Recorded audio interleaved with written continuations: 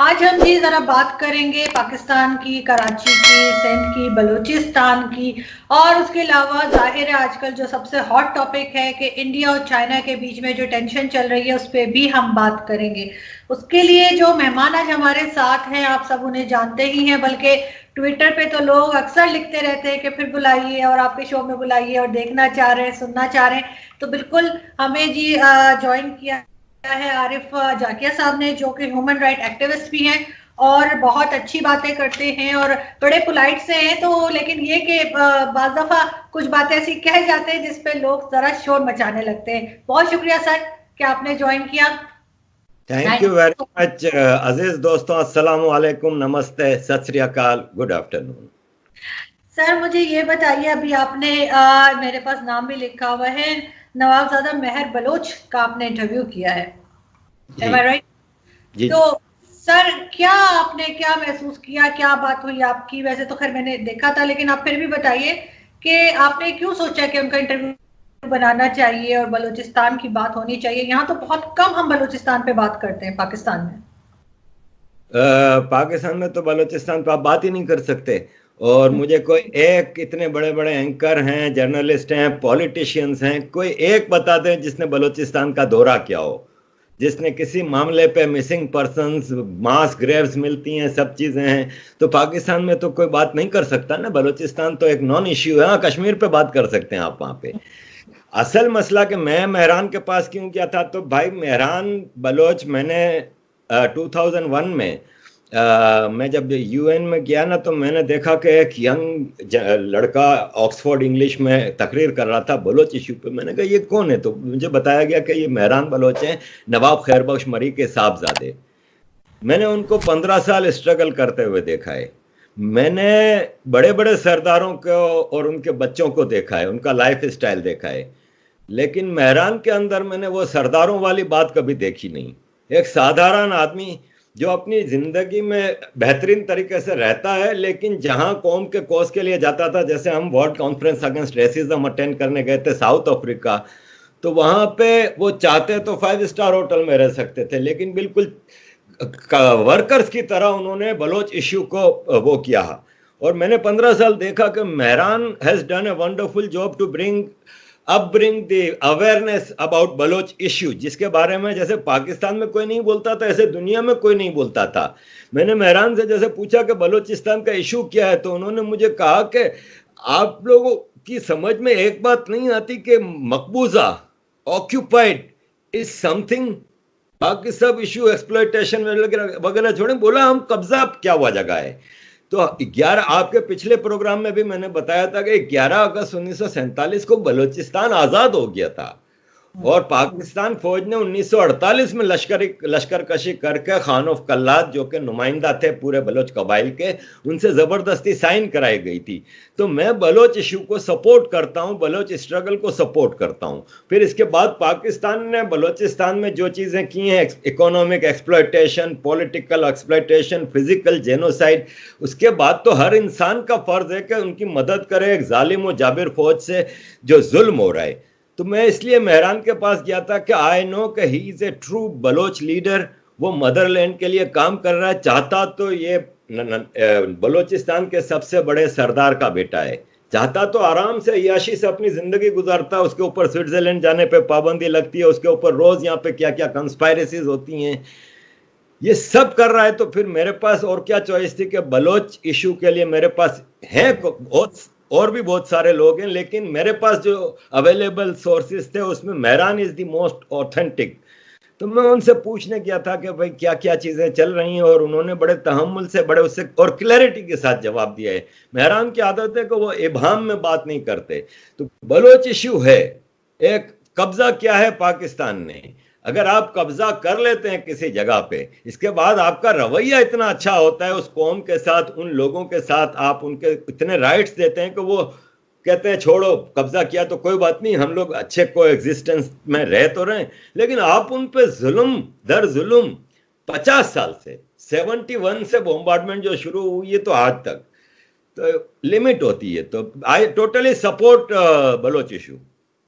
लेकिन सर बहुत दफा ये भी कहा जाता है, यहाँ पे जो बताया जाता है और कहा जाता है कि जो बलोच इश्यूज जिस पे बात हम करते हैं और जिन लोगों से बात करते हैं, जैसे आपने बात की या किसी और ने बात की या इंडियन टीवी पे भी बाज आते हैं, तो वो कहा जाता है कि वो इंडिया के पेड लोग हैं, वो उनको इंडिया पैसे दे रहा है ये सब कुछ बोलने के लिए और वो खरीदे में हैं, और इस तरह की बात भी होती है। लेकिन साथ ही मैं एक और चीज इसके साथ जोड़ूंगी कि अभी कल ही मुझे किसी ने टैग किया था ट्विटर पे, और एक वीडियो थी मिसिंग पर्सन्स का, तो आपको पता है बलोचिस्तान में हमेशा से इशू रहा है। तो वहां पे कोई साहिबा थी और वो बहुत रो रही थी और कह रही थी कि उनके भाई को ले गए हैं पकड़ के, बहुत दिन हो गए पता नहीं लग रहा है, और इसी तरीके से उनके और रिश्तेदारों को।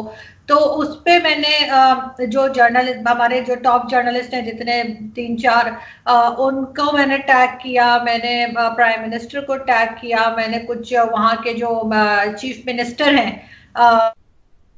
बलोचिस्तान, उनको टैग किया, और मैंने वहां लिखा कि कोई मुझे बताएगा कि क्या ये सही बात है या ये कोई फेक वीडियो है। उस पे आज तक इस टाइम तक किसी ने रिस्पॉन्स नहीं किया। तो इस तरह की चीजें हो रही हैं, इस तरह की वीडियोस आ रही हैं, तो हम क्या समझे इसको, कोई फेक वीडियो समझे या हम समझे कोई पेड लोग हैं जो ये सब कुछ कर रहे हैं? देखें, आपने जितनों से भी पूछा होगा, कोई इसको कंफर्म तो नहीं करेगा ना। पाकिस्तान में बैठ के कौन कहेगा कि हाँ जी हमारी फौज ने ये मिसिंग पर्सन है और ये सारी चीजें हैं। ये आप देखें कि इस्लामाबाद और कराची के प्रेस क्लब के बाहर कई सालों से मिसिंग पर्सन की फैमिली, औरतें, बच्चे, बूढ़े सब मुजाहरा कर रहे हैं, प्रोटेस्ट कर रहे हैं। ये सब फैक्ट तो नहीं है। किसी का बच्चा बिछड़ा है, उससे आपको, मेरा एक मिसाल है, भाई गायब हो जाता है, दूसरे दिन उसकी लाश मिल जाती है, मुझे कम से कम ये सुकून तो हो जाता है कि वो मर गया है। ये तो बेचारों को पता ही नहीं है, वो तो एक झूठी आस में बैठे हुए हैं सालों से कि भाई हमारा बच्चा आ जाएगा एक दिन वापस, और फिर कहीं से मशकशुदा लाश मिलती है। जैसे कि कराची के एक हैं आसिफ पाशा, 18 महीने पहले उनको कराची से, उनके घर से ISI वाले गिरफ्तार करके ले गए, लेकिन गिरफ्तारी डिक्लेयर नहीं की। मिसिंग पर्सन, ठीक है, मिसिंग पर्सन 18 महीने से थे। परसों कराची में 3-4 दिन पहले उसकी लाश मिलती है। आसिफ पाशा मैं जानता हूं, मैं उनसे मिला हूं कराची में, एक शरीफ आदमी, एक सिर्फ इसलिए कि उसके नजरियात आपसे नहीं मिलते, या सिर्फ इसलिए कि वो आपके डिक्टेशन पे नहीं चलने को तैयार। किसके डिक्टेशन पे? उन वर्दी वालों पे जिनको हम तनख्वाह देते हैं, जो कॉन्स्टिट्यूशन की सुबह से शाम मां बहन एक करते हैं, जिन्होंने बलात्कार पे बलात्कार किया इस कॉन्स्टिट्यूशन का, उनसे हम डिक्टेशन लें। जिस दिन इस पाकिस्तान में इंसानों की हुकूमत आ जाएगी, महज़िब हुकूमत आ जाएगी, ये बाजवे पाजवे सारे वर्दी वालों को लटकाया जाएगा अदालतों के जरिए। इन लोगों ने क्राइम्स अगेंस्ट ह्यूमैनिटी किए हैं, पाकिस्तानियों को मारे हैं। मुझे बताएं दुनिया में एक हिस्ट्री में आर्मी जो अपने ही बंदों का कत्लेआम करे। बलोचिस्तान में मिसिंग पर्सन इतने हैं, KPK में मिसिंग पर्सन इतने हैं, क्वाटा में हैं, सिंध में हैं, अर्बन सिंध में हैं, कहां नहीं है? क्यों भाई? आपको हम तनख्वाह देते हैं, जाएं इंडिया से लड़ें और आजाद कराएं कश्मीर को, इसके लिए वो आपसे नहीं होता। वहां पे 93,000 पतलूने लटका के आ जाते हो और हमारे ठेकेदार बनते हैं। तो इन फौजियों को तो हम निपटना जानते हैं। कब तक चलेगा ये मामला? नहीं चलने वाला। ज्यादा कंगले हो गए, इनके पास तनख्वाहें देने के लिए पैसे नहीं है, भीखे नहीं मिल रही। अब इनको पता चलेगा, बहुत कम अरसा रह गया इनके पास। दुनिया कब तक खामोश रहेगी, ये आप देखिएगा। लेकिन सर सब लोग, जैसे अगर इवन हम भारत की भी बात करें, तो वो तो अपनी फौज की अगर कोई कमजोरी हो भी तो उसको छुपाते हैं, बहुत सपोर्ट करते हैं कि जी अगर हम, वो कहते हैं अगर हमारी फौज ना होती तो हम इतने मजबूत ना होते। तो हम एज अ पाकिस्तानी हम अपनी फौज को क्यों सपोर्ट नहीं करते? क्या ये चीजें सब हमारे पास कोई प्रूफ है इन सब बातों का? हम कोई दावा कर सकते हैं कि ये बात सच है, सिर्फ फैलाई भी नहीं है?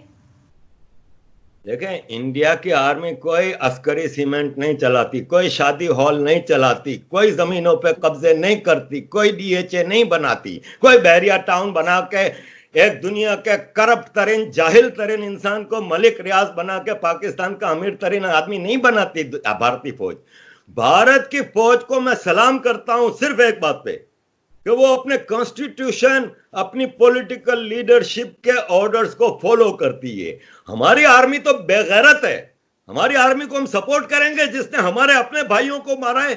बांग्लादेश का जेनोसाइड आपको याद होगा, या इसको आप डिनाई करेंगी? क्या वहां पे बंगाली औरतों का जो बलात्कार हुआ है या जो रेप हुआ है, पाकिस्तानी नहीं थी? किस बुनियाद पर उनका रेप हुआ? जिस पे मर्जी आई रॉ का ठप्पा लगा दिया कि जी रॉ एजेंट है, उन पर ऑपरेशन करेंगे। साले तुम अमेरिकन एजेंट हो, सारी जिंदगी अमेरिका की गुलामी की है।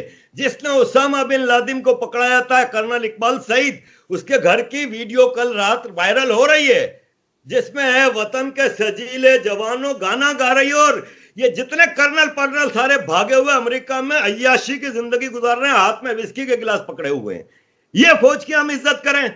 ये बाजवे की, ये शरीफ की, ये राहिल शरीफ जो इतनी बड़ी बड़ी बातें करता रहा, 1 अरब 26 करोड़ रुपए की जमीन दी है इसको। क्या इसकी खिदमत है सिवाय लूटने के, सिवाय 7 स्टार फोर्सेस के? और दुनिया की पहली आर्मी है जिसका आर्मी चीफ रिटायर होता है, दूसरे दिन किसी और मुल्क की नौकरी करने चला जाता है। इतना स्ट्रेटेजिक पोजीशन होती है। जिसका आईएसआई चीफ पाशा शेखों के जूते चाट रहा है। पाकिस्तान की न्यूक्लियर आर्मी का चीफ शुरता बना हुआ है शेख मोहम्मद का। इस फौज की मैं इज्जत करूं? अरे लानत भेजता हूं मैं इस फौज पे। पाकिस्तान मेरा जिंदाबाद है, पाक फौज मेरे लिए मुर्दाबाद है। लेकिन सर अगर पाक फौज ना होती तो आपको नहीं लगता कि अफगानिस्तान होती तो पाकिस्तान एक जन्नत होता? पाक फौज के होने से कुछ नहीं हुआ। हमने 55% पाकिस्तान इसी पाक फौज के होते हुए खो दिया। हमने, पाक फौज ने हमारे लिए क्या किया है? पाक फौज ने अफगान वार के जरिए ड्रग्स और हथियारों का अंबार लगा दिया कराची में और पाकिस्तान में। इस फौज की कोई एक खिदमत तो बताएं। या इन्होंने जाके आपका पीओके आजाद करा दिया है, या इन्होंने कई जन्नत शहद की नहरें भी चला दी हैं। अरे पानी तक कराची का ये सप्लाई करते हैं। ये बेगैरत करबला वाले यजीद से बड़े काफिर हैं साले। तो सर आपको लगता है कि कभी हमारी जैसे हमारी जो अदालतें हैं जो या हमारे जो लोग हैं जो नैब है, वो जिस तरह से पॉलिटिशियन से पूछते हैं कि पैसा कहाँ से आया, ये चीज कहाँ से ली, आपको लगता है कभी ये सारे सवालात हम जजेस से और रिटायर्ड फौजियों से कर पाएंगे? मैं एक कंपनी में काम करता हूं, क्या मैं अपने मालिक से पूछ सकता हूं कि तुम्हारे पास इतना पैसा कहां से आ रहा है, क्या है? तो ये जजेस तो मालिकों से कैसे पूछेंगे अपने? किसी जज की हिम्मत है जो अदालत के दरवाजे के अंदर जाए अगर आर्मी की आशीर्वाद ना हो? इस मुल्क में हर चीज आर्मी करती है। अब तो डायरेक्ट पीआईए का चीफ तो आर्मी, वापडा का चीफ तो आर्मी, सुपार्को का चीफ तो आर्मी। अब तो सारे 17 एम्बेसडर जो परसों लगाए गए हैं उसमें 7 फौजी। ये तो सामने सामने। अंदर खाने तो कराची में पानी रेंजर्स देती है। आपको तो पता है, आप कराची से हैं, आज से नहीं 25 साल से। क्या कराची में रेंजर्स को पानी के टैंकर चलाने के लिए बुलाया था या शादी हॉल चलाने के लिए बुलाया था? तो आर्मी से सवाल खाली अवाम कर सकती है। ये जजेस तो साकिब निसार पूछेगा, जिसके बच्चे यहाँ पे 7 स्टार लाइफ गुजार रहे हैं। वो जजेस पूछेंगे जिनकी पेंशन 9 लाख रुपया है, जिनको सारी जिंदगी के लिए आफ्टर रिटायरमेंट एक खानसामा, एक 2 नौकर, एक ड्राइवर और 4 सिक्योरिटी वाले सारी जिंदगी के लिए मिलते हैं। ये जजेस करप्शन की पोटलियां तो ये खुद हैं। जो नैब का डायरेक्टर जिसका आप कह रहे हैं कि वो इन फौजियों से पूछे, वो खवातीन को अपने ऑफिस में बुला के क्या क्या पूछता रहा है, इसकी वीडियो वायरल है करंट। ये जो नैब का डायरेक्टर है, और उन वीडियोस के बाद भी वो डायरेक्टर है, वो कमीना करप्ट इंसान दुनिया से हिसाब किताब मांग रहा है, जो खुद साला करप्ट है। लेकिन सर ये तो ये भी कहते हैं कि जी जो भी कंपनीज चल रही हैं वो आर्मी के वो लोग चला रहे हैं जो रिटायर हो गए हैं, और रिटायर होने के बाद वो कुछ भी कर सकते हैं। अच्छा, यानी टैक्स फ्री? ये सारे फौजी फाउंडेशन टैक्स फ्री चल रहे हैं किस हिसाब में भाई? तुम लोगों को जिंदगी में जब आर्मी में होते हो तो बेहतरीन तनख्वाहें, बेहतरीन लूटमार, ये हर जगह लूटमार करते हैं। इनको बलोचिस्तान भेजते हैं, वहां भी लोगों के घरों में जाके चीजें लूटते हैं। बंदा उठा के उसके अगेंस्ट 2 लाख रुपए में बंदा छोड़ते हैं, 4 लाख में बंदा छोड़ते हैं। ये सारी जिंदगी कमाते हैं। इसके बाद 5 स्टार पेंशन, मेरे पास फिगर्स कहीं लिखे हुए हैं इसी बजट में कि 111 अरब थे शायद सिविलियन पेंशन के लिए, 400 अरब इनकी पेंशन के लिए। इनको पेंशनें दो। ये अमेरिका, ऑस्ट्रेलिया में सारे फौजी बैठे हुए हैं, कनाडा में। मेरी अभी परसों एक आदमी से कनाडा में बात हो रही थी, वो कहता है जिस इलाके में रहता हूं, कहता है सारी फौज बैठी हुई है, सारे रिटायर्ड जनरलों के, किसी का बच्चा रह रहा है, कोई खुद रह रहा है। ये सब माल बना रहे हैं। इसके बाद भी टैक्स फ्री चैरिटी फंड में इनको हम 100 कंपनियां खोल दें, नंबर 1। नंबर 2 ये कि ये धंधा करने के लिए फौजी नाम इस्तेमाल नहीं कर सकते। क्यों नाम इस्तेमाल कर रहे हैं? तो नहीं, धंधा करने बहरिया बहरिया जो है उसका नाम इस्तेमाल नहीं करने देना चाहिए था इनको। वो किस राइट से बहरिया नाम इस्तेमाल कर रहे हैं? कई चीजें हैं। डॉक्टर शकील आफरीदी को आप बंद कर देते हैं कि उसने ओसामा का डीएनए कंफर्म किया था। उस कर्नल इकबाल सईद को कोई नहीं बोल रहा, जो लास वेगास में बैठा है, जिसने $50 मिलियन लिए हैं ओसामा बिन लादेन की मुखबरी के, सिर्फ इसलिए कि वो वर्दी वाला है। तो अब इस फौज को एक दिन आने वाला है कि ये अवाम में फौजी बाहर निकलेगा तो वर्दी में नहीं निकलेगा, इसको इतना खौफ होगा। सड़कों पे अगर इनको घसीटा ना गया तो ये आप देखिएगा, वक्त आने वाला है।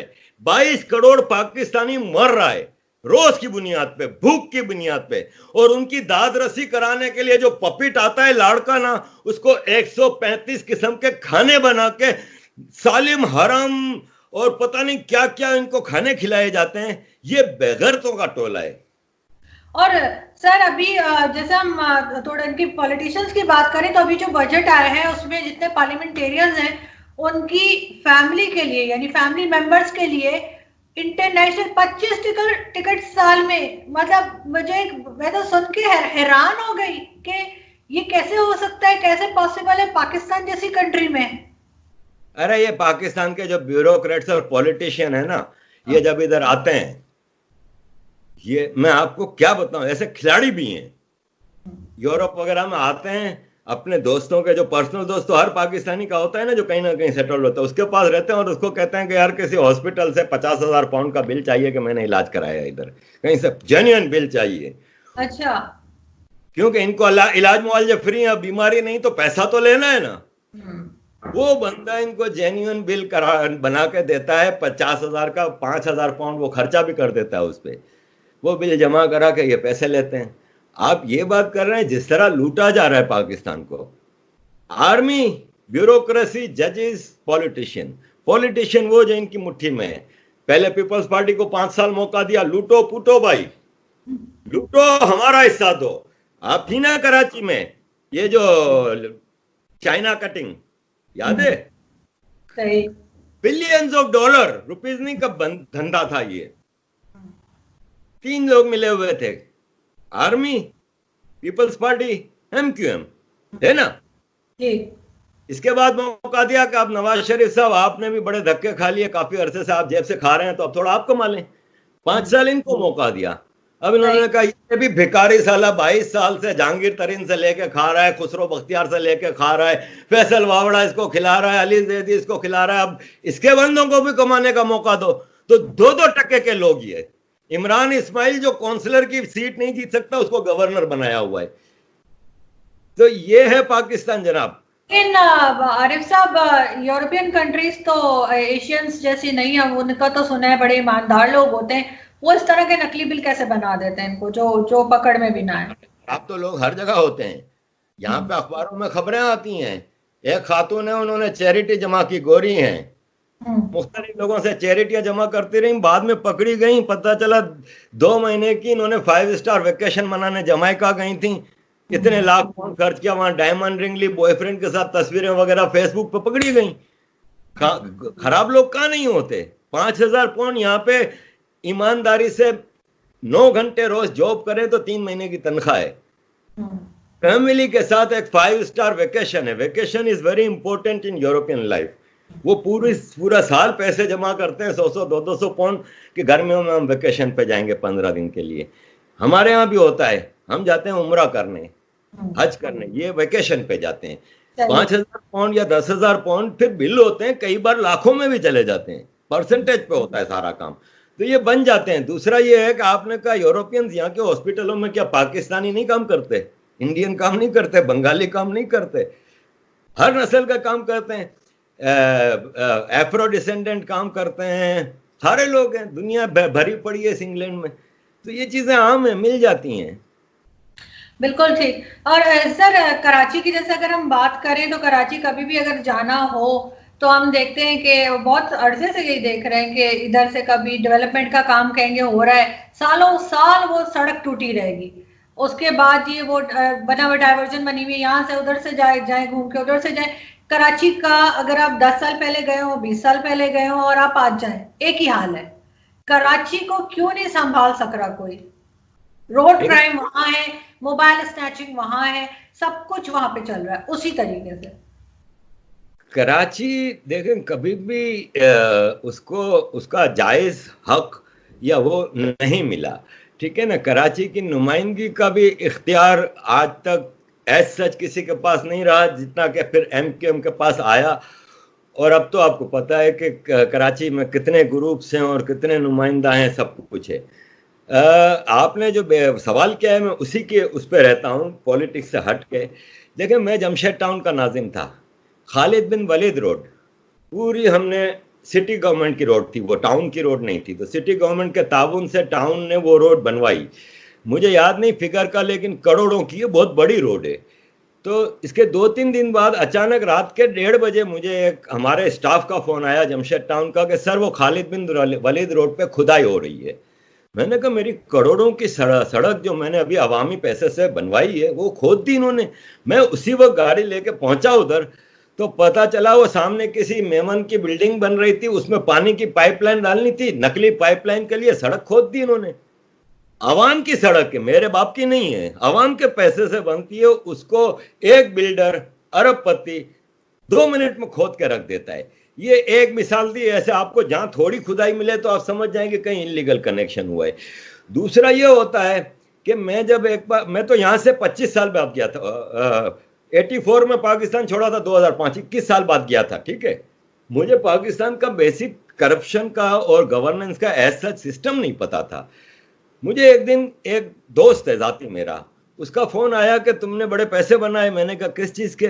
बोला वो चाइनीज कंपनी है ना जो फाइबर ऑप्टिक डाल रही है, वो पूरे जमशेद टाउन की मुख्तलिफ यूसियों में खुदाई कर रही है। तो मैंने कहा अच्छा। फिर बोला वो तुम लोगों की टाउन की सड़कें खोद रहे हैं, तो उन्होंने टाउन में कितने पैसे जमा कराए? क्योंकि अगर कोई खुदाई करता है ना कोई प्राइवेट कंपनी, तो उसको उस खुदाई जगह की खुदाई होती है, उसके इक्विवेलेंट रकम टाउन को जमा करानी होती है, ताकि बाद में टाउन वो सड़क बना सके।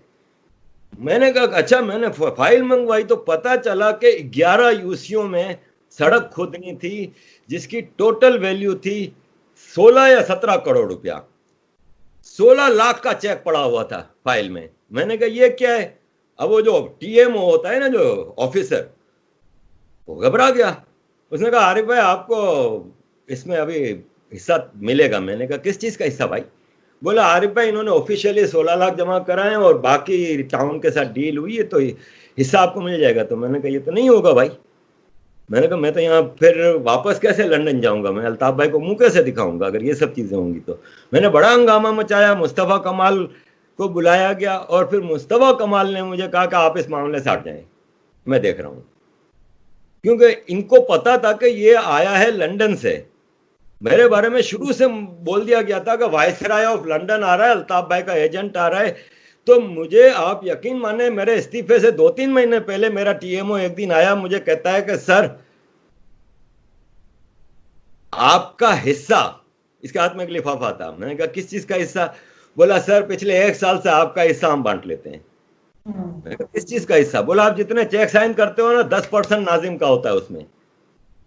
अच्छा। कहता है जितने ठेके आप देते हो उसमें 40% आता है टाउन में रिश्वत के तौर पे। जो ठेकेदार 1 करोड़ रुपए का ठेका लेता है तो 40 लाख टाउन में देता है, उसमें लायंस शेयर आपका होता है। मैं हैरान रह गया ये सब सुन के। ये है करप्शन का लेवल। उसमें आप सड़कें तो खुदती रहेंगी। फिर क्या होता है, एक सड़क बनाई, अच्छा मेरे पास आए, मुहर्रम का वक्त था, शिया हजरात आए कि ये जो हमारा जुलूस, आपको पता है जमशेद टाउन में सारी गंद होती थी, सारे मामले जितने पॉलिटिकल रैलियां हो रही हैं, जो हो रही हैं, गुरु मंदिर पर हो रही है, कायदे आजम के मजार पर हो रही है, सोल्जर बाजार, ये सब था। हमारे जुलूस के रूट को आप कारपेटिंग करा दें, सड़कें बना दें, ये वो 1 करोड़ रुपए का प्रोजेक्ट रखा गया, रातों रात जहां जहां सड़क खराब थी बनवाई गई। 2 महीने हुए, सुन्नी लोग आ गए, बोला रबीउल अव्वल का जुलूस है, आपने शियाओं के लिए तो किया तो हमारे लिए भी करें। मैंने कहा तो अभी तो किया है 2 महीने पहले। बोला वो ऐसा काम होता है ना, वो 2 महीने में फारिग हो जाता है। सड़क, एक बारिश आती है, कहीं पानी का गटर टूट गई, वो सड़क गई। ये आपके मुल्क में हो रहा है। यहाँ पे कच्चे काम इसलिए किए जाते हैं कि नई फाइल बनेगी, वापस नया प्रोजेक्ट होगा, वापस माल मिलेगा। इस मुल्क को सब मिलकर लूट रहे हैं भाई। बिल्कुल ठीक सर, इतने सालों से पीपल्स पार्टी की सिंध में हुकूमत है, लेकिन सिंध का जो हाल है वो हम देख ही रहे हैं। उसके बाद भी लोग इनको किस तरह से वोट दे देते हैं, कैसे मुंतखब करके ले आते हैं, और अभी भी वो बड़े बड़े दावे करते हैं पीपल्स पार्टी वाले कि जी हम ये कर लेंगे और वो कर लेंगे। तो इतने सालों में कुछ नहीं किया, आपको सब पता है लाड़काना में क्या है, अंदरूने सिंध क्या हाल है लोगों का। मैंने तो यहाँ तक सुना है कि लोगों के आईडी कार्ड रख लेते हैं और उसके बाद खुद ही वोट डाल देते हैं, और खुद ही उनकी तरफ से कह देते हैं कि बस, या उनकी हिम्मत ही नहीं है, जो इलाके के लोग हैं उनकी हिम्मत ही नहीं है कि वो इनके अलावा किसी को वोट दें। देखें, एक रिपोर्ट छपी थी गार्डियन में 90s में, पाकिस्तान में बॉन्डेड लेबर के ऊपर। उसमें उन्होंने सिंध को ख़ास तौर पे वो रिसर्च की थी। तो जर्नलिस्ट ने एक जगह की रिपोर्ट दी थी, वहाँ पे उसने एक औरत से सवाल किया जो काम कर रही थी, और उसके साथ एक बच्चा था। उसको बोला कि तुम्हारा नाम, तो मुझे नाम याद नहीं, उसको बोला तुम्हारा दीन क्या है, मज़हब क्या है। उसने कहा वही जो मेरे साईं सरकार का है। उसने कहा ये बच्चा किसका है, कहती है मेरा है। कौन है बाप इसका? साईं सरकार के गेस्ट आते हैं, वो मेहमान आते हैं, मुझे नहीं पता कौन है बाप इसका। ये सिंध की हालत है। आईडी कार्ड रखें ना रखें, अपने साईं सरकार के खिलाफ ये लोग नहीं जा सकते। सिंध की सियासत में, और साउथ पंजाब जो सराइकी एरिया है जिसमें ये शाह महमूद कुरैशी, मुल्तान जो आते हैं, ये सब एक्सट्रीमिस्ट फ्यूडल सिस्टम है। आप तहमीना दुर्रानी की किताब पढ़ें, एक्स चीफ मिनिस्टर पंजाब गुलाम मुस्तफ़ा खर की बीवी, करंट चीफ मिनिस्टर शहबाज शरीफ की चौथी या पांचवी बीवी है। उनकी किताब पढ़ें, मेंडा साइन, माय फ्यूडल लॉर्ड। मैंने पढ़ी है सर वो। उसमें एक रिवायती जागीरदार का उसने जो चेहरा बताया है गुलाम मुस्तफ़ा खर का, वो आप देख लें। ये सिंध के गांव गांव की कहानी है। ये वोट वहां की आवाम, वोट भुट्टो, ये पक्का है।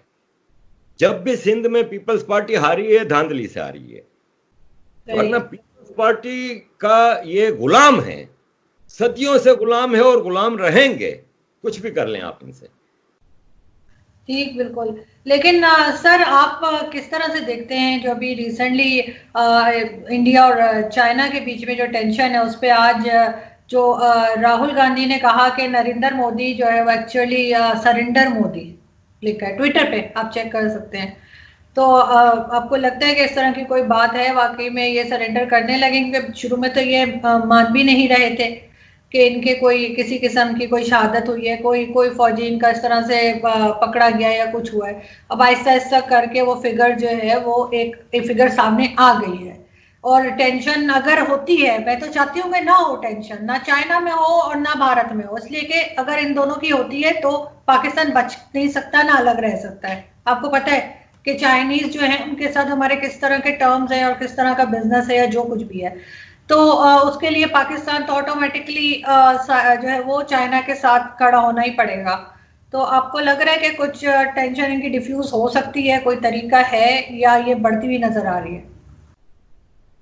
देखें, पहली बात तो ये कह रहे हैं, इंडिया की आज की सिचुएशन ये है कि जितना हिस्सा इंडिया का है वो टोटल इंडिया के कंट्रोल में, नंबर 1। 1 इंच भी चाइनीज के कब्जे में नहीं है।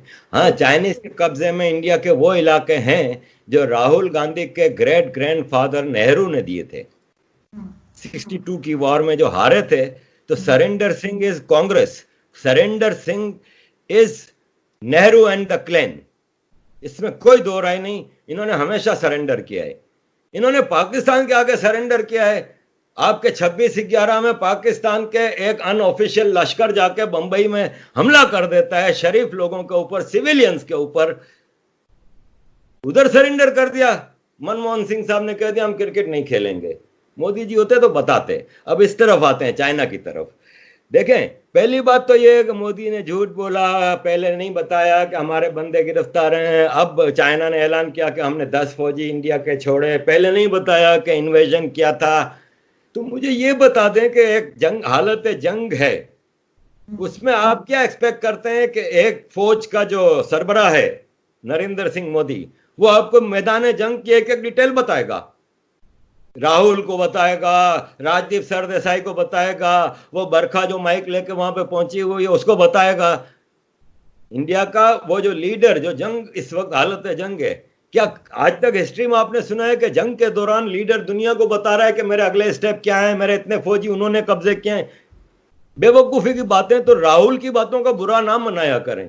राहुल के साथ बड़े मसले हैं, राहुल के साथ बड़ी ज्यादतियां हुई हैं जिंदगी में, और मैं इसकी बातों का इसलिए बुरा नहीं मनाता कि मेंटली अनस्टेबल, एक मिनट में आगे आ रहा हूं फिर आप पूछिएगा, अनस्टेबल पर्सन है ये। रहा सवाल कि चाइना इंडिया के दरमियान हुआ क्या था, वो ये था कि ये जो वुहान वायरस है, इसका चाइना ने सोचा था कि अब ये गिलास अगर मैं पी रहा होता ना तो पाकिस्तानी कहते वाइन पी रहा है, लेकिन आप पी रही है तो रूह अफ़ज़ा है, आरजू पी रही है तो रूह अफ़ज़ा है, लेकिन मैं अगर पी रहा होता तो पाकिस्तानी लगा रहे होते कि ये देखो आरिफ हजा क्या को रो वालों ने लेटेस्ट वाइन। एनीवे, चाइना है ना, वुहान वायरस के बाद चाइना को ये लगा कि वुहान को हमने कंट्रोल कर लिया है, बीजिंग तक भी नहीं जाने दिया, दुनिया का बाजा बज गया है। चाइना ने अपनी फैक्ट्रियां शुरू कर दी, मेडिकल इक्विपमेंट गए दुनिया में, कंज्यूमर ट्रस्ट खराब हुआ क्योंकि डिफेक्टिव माल, पाकिस्तान में अंडर गारमेंट्स वाले मास्क भेज दिए, और चूंकि चाइना मालिक ने भेजे थे तो फौज ने कहा पहनो, ठीक है, डिफेक्टिव माल भेजा, कंज्यूमर ट्रस्ट टूटा। China was looking for a war. China, आपको याद होगा एक कंट्री होता था दुनिया में यूएसएसआर, वो यूएसएसआर में मेजर कंपोनेंट वाज रशिया, लेकिन इन्होंने ताजिकिस्तान, उज्बेकिस्तान, कितनी जगहों पे कब्जा किया हुआ था, वो आर्टिफिशियल अलायंस टूटा। यही चाइना है। ये चाइना में उगर प्रोविंस जो है वो एक्चुअली ईस्ट तुर्किस्तान है, was part of Ottoman Empire, ये कब्जे में है। तिब्बत 1949 तक हिस्टोरिकली हमेशा आजाद कंट्री रहा है। यूएन में चाइना की मेंबरशिप मुअत्तल हुई थी क्योंकि तिब्बत पे कब्जा किया था। हांगकांग को 97 में इंटरनेशनल एग्रीमेंट के तहत ऑटोनोमी हासिल थी, वहां चाइनी फौज ने कब्जा किया हुआ है। मकाओ को भी आजादी मिली थी, ऑटोनोमी मिली थी। आज मकाओ जम हो चुका है चाइना में। अब चाइना कहता है लद्दाख भी मैं ले लूं। China was looking for a war to divert the world attention. एक तो उसकी अपनी जो प्रोडक्ट्स जमा है उसको रखने की जगह नहीं दुनिया में, अब खरीदार नहीं है चाइना का, चाइना के सामान के खरीदार नहीं, उनकी इकोनॉमी का बाजा बच गया है, उनका बेड़ा गर्क हो गया, घर घर में इंडस्ट्री है वो सब बंद पड़ी है क्योंकि माल रखने की जगह नहीं है। तो चाइना ने इन्वेजन किया इंडिया के एरिया में। कहां पे? लद्दाख के पास एक दरिया है गलवान वादी में, उस दरिया के उस तरफ चाइना है, लाइन ऑफ एक्चुअल कंट्रोल, और इस तरफ इंडिया है। चाइना ने दरिया के किनारे तक पहाड़ में पूरे कंस्ट्रक्शन की हुई है, अपनी पॉकेट्स बनाई हैं, हाईवेज बनाए हैं, सप्लाई के रूट। इंडिया ने नहीं किया था आज तक। पूरा पहाड़ी इलाका है, कोई सड़क नहीं, कोई कुछ नहीं, पूरा इंडिया के एरिया में जब मर्जी आती थी चाइनीज इन्फिल्ट्रेट अपने पाकिस्तानी टेररिस्ट भेज दिए, ये कर दिया वो कर दिया, बड़ा सेफ रास्ता था। नेहरू साहब ने 2-3 बार, राहुल गांधी के परदादा ने, परनाना ने 2-3 बार कोशिश की, लेकिन चाइना ने पंगा लिया तो बुजदिली से वापस पीछे हट गए, वहां पे कुछ नहीं हो रहा था। ये नरेंद्र मोदी माजी के इसी कांग्रेस के ब्लंडर्स को करेक्ट कर रहे हैं डोमेस्टिकली। उन्होंने वहां पे कंस्ट्रक्शन शुरू की, वहां पे पुल बना उस दरिया के ऊपर, और कई रोड वोड बनने लगे। तो चाइनीसों ने उन वर्कर्स के, वो फौजी वर्कर्स जो थे, निहत्ते थे, क्योंकि चाइना इंडिया का पैक्ट है 1967 में कि फायरिंग नहीं होगी, तो इस वाकये में भी एक भी गोली नहीं चली, तो उनके ऊपर हमला किया। अचानक हमला हुआ, 20 इंडियन फौजी शहीद हुए, चाइना के 50 से ज्यादा मारे गए। इंडियनों ने भी फिर भरपूर जवाब दिया इस अचानक हमले का, भाग गए। ये नहीं बढ़ेगी आगे। चाइना इस वक्त किसी से जंग अफोर्ड नहीं कर सकता। हाँ, एक मोहल्ले की जो भाई नहीं होती, जो मासी होती है, जो सबके घर में जाके लड़ाती है, सब कुछ करती है, एक हर मोहल्ले में एक पुरानी बूढ़ी होती है, वो पाकिस्तान है। वो कोशिश कर रहा है कि इंडिया से हम तो लड़ नहीं सकते, हमारी तो इतनी औकात नहीं है कि हम इंडिया से कुछ करें। जब भी लड़े हैं तो कभी सियाचिन दे दिया, कभी कारगिल दे दिया, कभी ईस्ट पाकिस्तान दे दिया, तो चाइना को उकसा रहे हैं हम। लेकिन होना वाना कुछ नहीं है, चाइना नहीं लड़ सकता इस वक्त, चाइना जंग अफोर्ड नहीं कर सकता।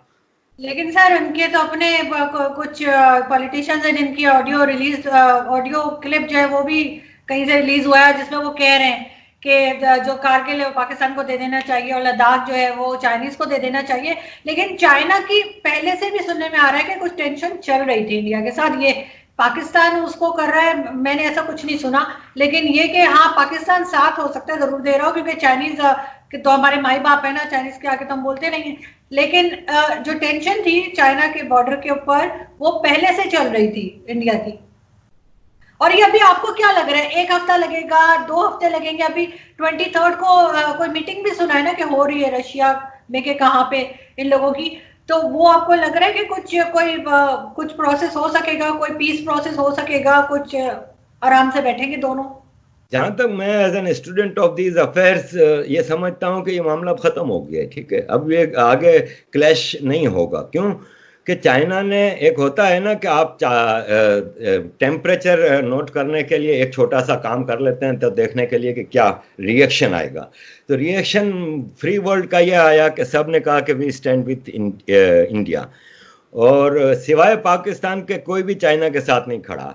चाइना का मैं पिछले कई वीडियोस में बता चुका हूं कि चाइना इंटरनेशनल ऑर्गेनाइजेशंस में ओआईसी वोट और दूसरे वोट्स के जरिए, जो छोटे कंट्रीज के वोट होते हैं, वहां पे अब तक चल रहा था। लेकिन अभी इंटरनेशनल ऑर्गेनाइजेशंस का भी रिफॉर्म्स का वक्त आ गया है। ये वायरस का तो अब इशू तकरीबन खत्म होता जा रहा है।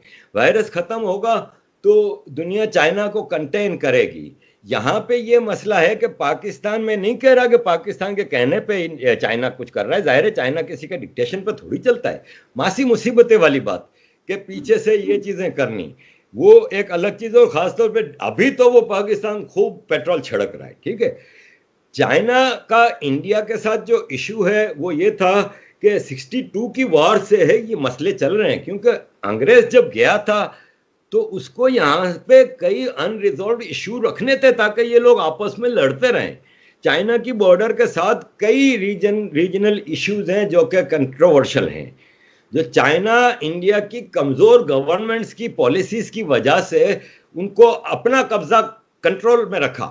अगर इंडिया की एक मजबूत गवर्नमेंट होती तो शायद सिनारियो दूसरा होता। तो बिल्कुल है चाइना की इंडिया के साथ एक अलग टेंशन है पाकिस्तान से हट के, लेकिन मैं नहीं देखता कि ये जंग बढ़ेगी। अभी भी मुज़ाकरात चल रहे थे फॉरेन ऑफिस के जरिए, लोकल जो कमांडर्स हैं दोनों तरफ बॉर्डर के उस साइड पे, फिर तिब्बत के बॉर्डर है जो इंडिया के साथ, उस पर भी टेंशन चल रही है, अरुणाचल में भी चल रही है, नेपाल को काफ़ी यूज कर रहा है पाकिस्तान की तरह चाइना। नो डाउट कि देयर आर टेंशंस। मैं नहीं समझता कि कोई आगे क्लैश ऐसा होगा, क्योंकि इंडिया ने खास तौर पे इनका एक एग्रीमेंट है जिसको अब जाके पोल खुला है। राहुल गांधी बार बार वो कर रहा था ना कि हमारे फौजियों को गोली मारने की इजाजत क्यों नहीं दी गई, तो फिर वो एग्रीमेंट निकाल के दिखाया गया कि आपके परनाना ने ये एग्रीमेंट किया था कि वहां पे फायरिंग नहीं होगी, तो इसलिए। लेकिन अब मोदी जी ने कह दिया है कि इनफ इज इनफ, आगे ऐसे किसी चीज का मुंह तोड़ जवाब दिया जाएगा, तो आई थिंक कि नहीं होगा कुछ। सर इनके आज भी मैं एक टॉक शो देख रही थी रिपब्लिक भारत पे, तो उसमें उनके, मुझे नहीं पता अपोजिशन के थे या कोई एनालिस्ट थे, ये मुझे नहीं समझ आई, लेकिन कोई थे जो ये कह रहे थे कि सारी दुनिया चाइना के साथ खड़ी है और भारत अकेला है। तो उस पर खैर दूसरी साइड जो लोग थे वो इस बात से एग्री नहीं कर रहे थे। तो आपको लगता है कि सब लोग चाइना के साथ हैं, भारत के साथ ऐसा कोई नहीं खड़ा हुआ? सिवाय पाकिस्तान के किसने बयान दिया है कि मैं चाइना के साथ खड़ा हूं? डोनाल्ड ट्रंप ने तस्वीर लगाई है stand with China, Vladimir Putin ने तस्वीर लगाई है आई स्टैंड विद इंडिया, सबने, ट्रंप ने भी तस्वीर लगाई I stand with India. European union ने क्लियर कट मैसेज दिया है कि वी स्टैंड विद इंडिया। अरे कल in world international court of justice में यूरोपियन यूनियन ने चाइना से ट्रेड एग्रीमेंट का बहुत बड़ा एग्रीमेंट जीता है और चाइना को फाइन और बहुत जबरदस्त पनिशमेंट दी गई है। यूरोपियन यूनियन स्टैंड करती है इंडिया के साथ, अमेरिका, ऑस्ट्रेलिया, कनाडा, अरब कंट्रीज आप देखिएगा स्टैंड करेंगे चाइना के साथ, क्योंकि अरब इस वक्त चाइना को नाराज नहीं कर रहे इसलिए क्लियर कट कोई बात नहीं कर रहे, लेकिन अगर ऐसी कोई सिचुएशन आई तो Arab is standing with USA and India. $500 billion की इन्वेस्टमेंट है शहजादा मोहम्मद की। पाकिस्तान में इन्होंने सिवाय मदरसों को और कहीं इन्वेस्टमेंट नहीं की, सिर्फ मस्जिदें मदरसे बना के दिए। एक प्रोजेक्ट नहीं है सऊदियों का यहाँ पे जो आवाम की बहबूद का हो। इंडिया में 500 बिलियन खाली शहजादा मोहम्मद की इन्वेस्टमेंट है, दुबई अबू धाबी इन सब की इन्वेस्टमेंट है। ये सब इंडिया के साथ खड़े हैं। हम तो पढ़ते हैं ना, अगर कोई एक आदमी उठ के कहता है कि नहीं जी इंडिया के साथ नहीं है चाइना के साथ है, तो साबित भी तो करे ना कि किसने चाइना को सपोर्ट किया है। किसी ने नहीं किया सपोर्ट, सबने कंडेम किया है चाइना को। सर मैं तो यही चाहती हूँ कि चाहे वो चाइना हो, चाहे पाकिस्तान हो, चाहे इंडिया हो, हर जगह अमन रहे, क्योंकि अच्छा तो नहीं लगता जब इस तरह से लोग मरते हैं सब। जब आप टीवी अगर न्यूज चैनल्स आप देखें, चाहे वो पाकिस्तान का हो या इंडिया का हो, या जिस वक्त इस तरह से कोई टेंशन होती है बॉर्डर्स के ऊपर, तो एक ही जैसी फुटेजेस आ रही होती हैं और बड़ा अफसोस ही होता है, क्योंकि बहरहाल दोनों तरफ इंसान ही होते हैं और एक कहना चाहिए एक जमीन के टुकड़े के ऊपर एक दूसरे को मार डाल रहे होते हैं। तो हम उम्मीद करते हैं कि कुछ चाइना और इंडिया भी थोड़ी सी अकल करेंगे और इस चीज में से निकलेंगे और ये टेंशन इनके यहाँ खत्म होगी, और साथ ही पाकिस्तान के साथ भी शायद कभी टर्म्स अच्छे हो जाए जैसे पहले था। आना जाना था, लोग यहाँ से वहां जाते थे, वहां से यहाँ आते थे, तो वो चीजें जो है वो मेरे अपने बहुत से रिश्तेदार हैं जो यहाँ रहते हैं, वो बड़े आराम से जाया करते थे वो इंडिया। वो जब उनको फोन करो तो पता लगता था वो इंडिया गए हुए हैं, कोई मसला ही नहीं था। अब तो आप मतलब सोच भी नहीं सकते कि आप वीजा अप्लाई करेंगे या आपको वीजा मिल जाएगा या आप जाएंगे और या कोई आपको जाने देगा, और लोग डरेंगे नहीं भेजते हुए। अब तो अजीब सा माहौल हो गया है। तो कुछ उम्मीद है आपको आगे के कुछ बेहतर होगा? देखिए, हम सऊदी अरब में जब मैं जॉब करता था तो हम साल में छुट्टी मनाने पाकिस्तान आते थे 1 महीने की, तो हम 1 हफ्ते के लिए बंबई चले जाते थे दोस्त लोग। हमारे लिए पहला डेस्टिनेशन आउट ऑफ पाकिस्तान या तो सऊदी अरब होता था उम्रा करने, या बंबई होता था पाकिस्तानियों के लिए। होना तो यही चाहिए था। और मैं एज ए पॉलिटिकल स्टूडेंट, मैं और एज ए प्योर पाकिस्तानी, मुझे अपने वतन से बहुत मोहब्बत है, लेकिन मैं अपने वतन के ऊपर जो ये धब्बे लगे हुए हैं उनके साथ इस वतन को कबूल नहीं कर रहा। ये धब्बे हम साफ करेंगे। मुझे कहा जाता है कि पाकिस्तान की नेशनलिटी छोड़ दो ना, तुम्हारे पास तो फ्रेंच नेशनलिटी है। तो मैंने कहा क्यों छोड़ूं?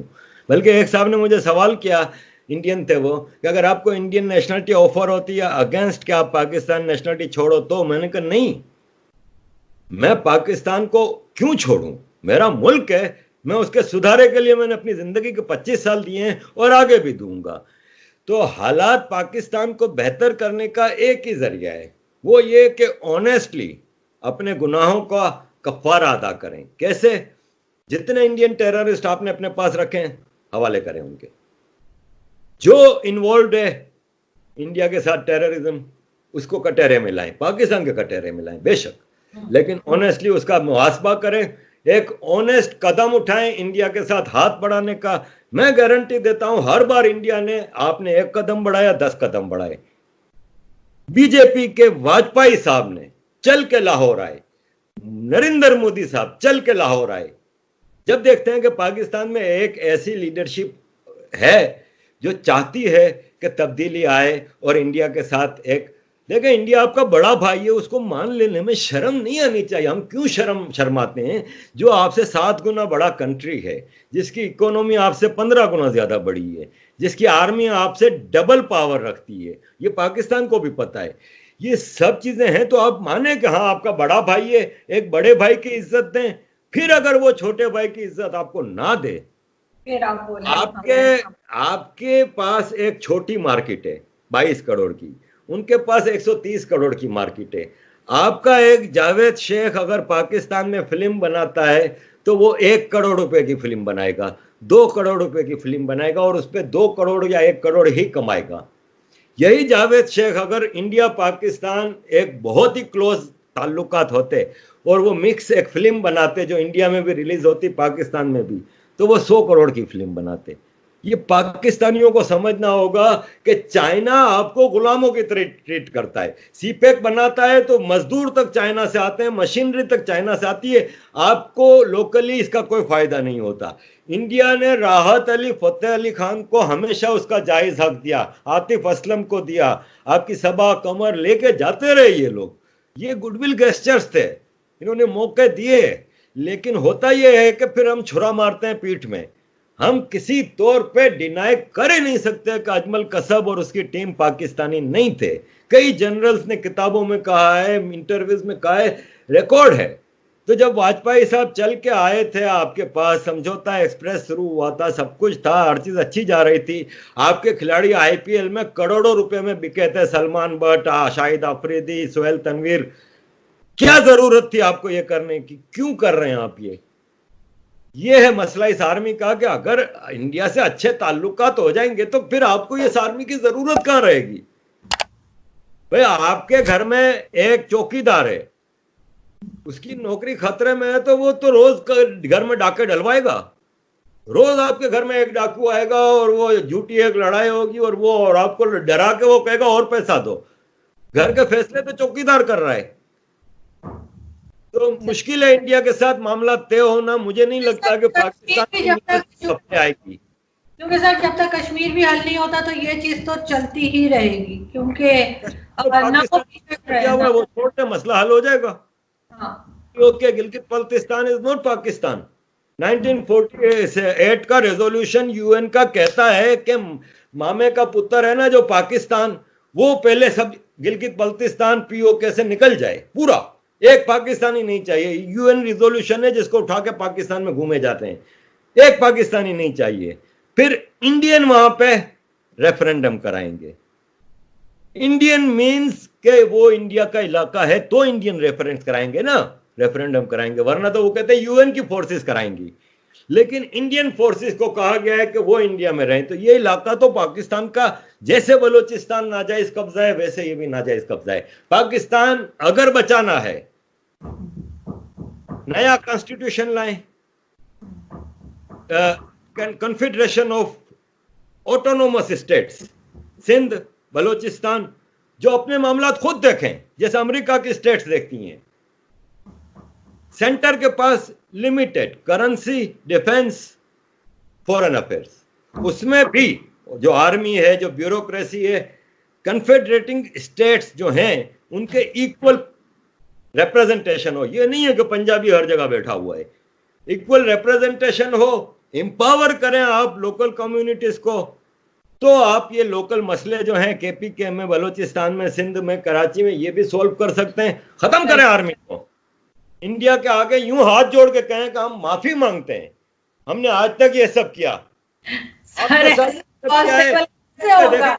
आपने दाऊद इब्राहिम को रखा है, आपने हाफिज सईद को रखा है। आना को कह रहे हैं आप तो सर, ये तो पॉसिबल नहीं ना। एक्सट्रीम है ना ये भी जो आप कह रहे हैं, वो भी अंदर बता रहे हैं कर दें। आप पाकिस्तानी फौज है ना, वो आदत है उनकी, अमरीकियों के जूते पकड़ लेते हैं। ये इनको दरवाजों के अंदर, ये दरवाजे बंद दरवाजे में कह दें, ना कहें, चलें, अपने डीड से साबित करें। ठीक है, हमने ये गलत किया है, खर्चा करने की जरूरत ही नहीं। फौज की जरूरत क्यों है? अपने बड़े भाई से खतरा है। बड़े भाई को दुश्मन आपने बना के रखा हुआ है। आप एक कदम बढ़ाएं, वो भी एक कदम बढ़ाएं, मामलात को खत्म करें। China is equal enemy Pakistan और इंडिया का। ये अगर पाकिस्तानियों की समझ में बात आ जाए। हम कहते हैं लद्दाख पे इंडिया का कब्जा है, उस पे हम मातम करते हैं 72 साल से, लेकिन हम खुशियां मनाते हैं कि लद्दाख पे चाइना का कब्जा है। किस किस्म के हिपोक्रेट्स हैं हम यार, किस किस्म के मुनाफिक हैं हम। खुद अपने अंदर टप्पड़ है नहीं कुछ करने की। चाइना मामा, चाइना तुम्हारे लिए लेगा अगर लद्दाख लेगा तो। चाइना तो तुम्हारा गिलगित बल्तिस्तान तकरीबन खा गया है।